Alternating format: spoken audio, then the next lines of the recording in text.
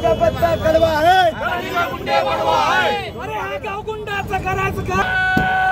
मराठा लढेंगे जीतेंगे, मनोज दादा तुम आगे बढ़ो। या महाराष्ट्रातील गोरगरीब कष्टकरी शेतकऱ्यांचा सर्व समाजाला न्याय देणारा नेतृत्व माननीय मनोज दादा जरांगे पाटील, आपण सगळे मीडियाचे लोक पाहताय। पत्राच्या खोलीत राहणारा सर्वसामान्य फक्त इमानदारीच्या जोरावर काय करू शकतो तर मोठमोठ्या सत्ताधीशाला नमवू शकतो, आपण सगळ्यांनी पाहिलंय। त्यांचा हत्येचा कट काल उघडकीस आला, 2 आरोपींना अटक करण्यात आली। या कटाच्या पाठीमागे कोण आहे तर परळीचे आमदार धनंजय मुंडे। ज्या धनंजय मुंडेने संतोष देशमुख महाराष्ट्रामधला तोच प्रमुख आहे आणि आज हत्येचा कट रचणारा तोच प्रमुख आहे। रीतसर रेकॉर्डिंग समोर आणली आहे। धनंजय मुंडेची सीबीआय चौकशी झाली पाहिजे, पूर्ण कटात सामील असणाऱ्या लोकांना शासन झालं पाहिजे। आणि या जर महाराष्ट्रात मनोज जरांगे पाटलाच्या केसाला धक्का लागला, ज्या रंगाची गोळी मनोज जरांगेच्या दिशेने निघाल त्या रंगाचे अंडे सुद्धा महाराष्ट्रात शिल्लक ठेवणार नाही।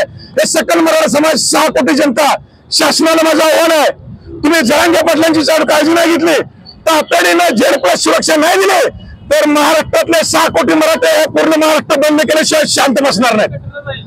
काय आंदोलन केलं?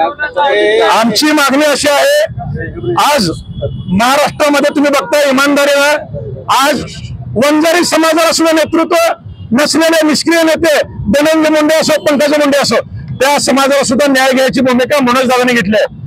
महादेव भाई मुंडेचा मर्डर असो, संपदाबाईचा मर्डर असो, यांना न्याय द्यायची भूमिका त्यांच्या कुटुंबाला कोण घेतले? जरांगे पाटलांनी घेतले।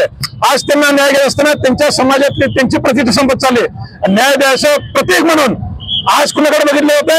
मनोज दादाकडे बघितले होते। आणि या मनोज दादाची लोकप्रियता या लोकांना खुपत नाही म्हणून 2.5 कोटी रुपयाची सुपारी देऊन आज आमचं प्रामाणिक नेतृत्वाला संपवण्याचा हा प्रयत्न करत आहेत। या सत्ताधाऱ्यांना जो कोणी असं करेल ते त्यांच्या परत घराच्या बाहेर जरी पडले तर त्यांना आम्ही ठेवणार नाही।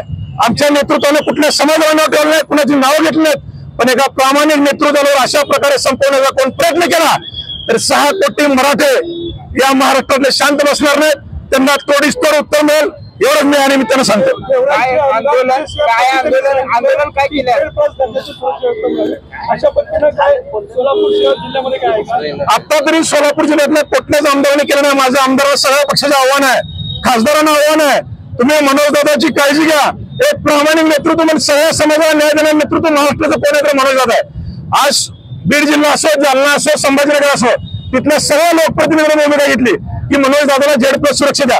आज महाराष्ट्रातलं एकमेव उदाहरण असेल, गरीबाचं लेकरू, शेत मजुराचं लेकरू न्याय द्यायच्या भूमिकेत जर सरकारशी मांडत असेल आणि त्याच्या पाठीमागे जर आपण उभा राहत नसेल, मीडियाच्या ताकदीने उभा राहिले, त्या ताकदीने सरकारने सुद्धा झेड+ देऊन माननीय मनोज दादाची काळजी घेतली पाहिजे।